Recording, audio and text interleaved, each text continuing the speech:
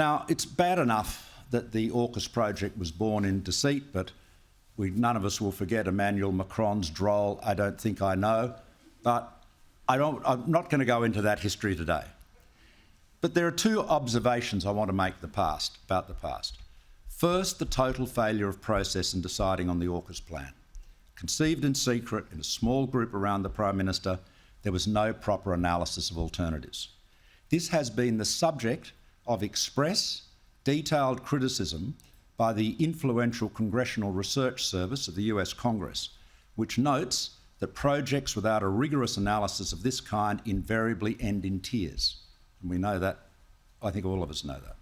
Second, of course, the Labor Party, then in opposition, signed up to AUKUS on 24 hours' notice in a shadow cabinet phone hookup with no papers.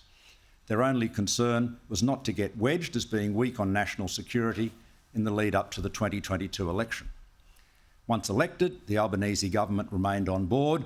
Again, I would say, they might argue this, for the same political reasons. Now, neither the government nor the opposition are confronting the reality of the AUKUS submarine plan. Neither are managing the risks responsibly, and as a consequence, the Australian people are being gravely misled as to the risks.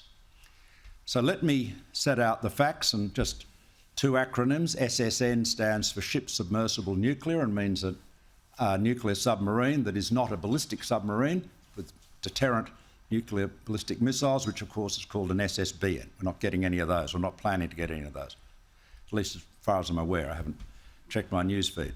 The object of AUKUS Pillar 1 is for Australia to acquire a fleet of nuclear-powered submarines. That was the rationale for dumping attack class, although the obvious option of talking to France about naval nuclear propulsion was never taken up. That, again, has never been explained. The long-term AUKUS plan was and remains to partner with the British to build a new submarine known as SSN AUKUS, or SNORKUS for its friends, and this was the as-yet undesigned successor to Britain's existing SSN, the Astute. Now, powerful arguments have been made, and were made here yesterday, that even if the SNORKUS were built, it would be the wrong boat, too big, too few and too expensive to own. Recently, the UK's own Infrastructure and Projects Authority has red-flagged the program to develop the new reactor cores for this submarine as, and I quote, "successful delivery of the project appears to be unachievable." So the British project is in plenty of trouble. However, regardless of its merits, the first SNORKUS would not be available in the UK until 2039 at the earliest, and assuming parallel production in Adelaide, not available here until the early 2040s.